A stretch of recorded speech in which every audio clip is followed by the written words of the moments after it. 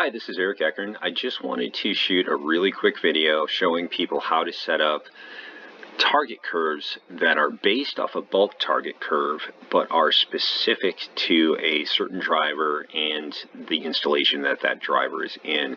It's important to be able to do easily, because if you try to, let's say you have a target curve that you set up with a spreadsheet and it's hard to manipulate, people tend to take the easy road and try to manipulate the driver's response to match that target curve instead of making a target curve that naturally flows with the response of the driver.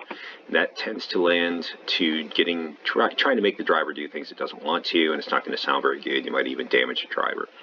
So what I have here is an imported Harman AudioFrog curve. You can get that off the AudioFrog site. And then this is a driver response. It's a mid-bass driver.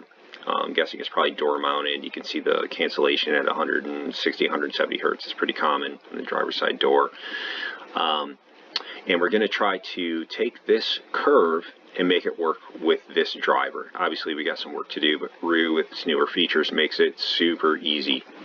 So first thing we want to do is choose the DSP that we're going to be using. I'm going to use a mini DSP 8x12 non-Dirac. You want to do this because manufacturers do not use the same bandwidth or Q math from, they don't all use the same math. And if you don't do this, the math that it spits out may not be correct and you might not get the results that you're looking for. So once that's done, we're going to go to target settings, and this is where the magic happens. Previously, versions of REW, you had full range speaker, bass limited speaker, subwoofer. The new magic pill is the speaker driver. You click on that, and what that allows you to do is overlay your crossover settings onto the target curve, and it keeps the target curve, the bulk target curve, in mind, so it automatically flows with that target curve. So here I have 50 hertz and 400 hertz set up. The slope, Lincoln's Riley 24 dB per octave. Let's say I wanted to change that. It's punch in the number, whatever. You can see how the curve changes based off the selected corner frequency. So it's a beautiful thing. If I don't want to have, let's say it's a tweeter and I don't want to have a low pass filter, I can just go in and turn that off, and boom, you can see it adjust that target curve based on what I want. So very easy to manipulate. We'll put that back in. The next step, once we have that set up, is to set the target level. This used to be kind of a judgment thing. You set it too high, you're going to be boosting too much. You set it too low, you're going to neuter your speaker.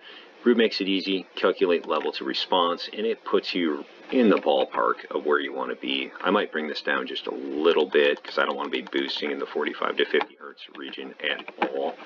So I'd rather, cut a little more up here than boost down here. So from there, you're going to calculate your target levels, minimize that. You're going to be calculating your match response to target, and REW does that for you.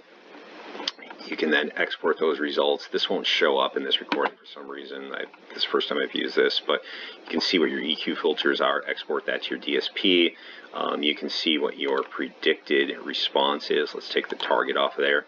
So this is what it looked like pre-EQ. This is what your predicted response is going to look like. Put those EQ values into your DSP, take another response, see if it looks something like this. If it doesn't look somewhat like this, something may be wrong. Go and check your values and whatnot. But you can see how easy it is to manipulate that target curve for each individual driver, for each individual installation, all from inside REW.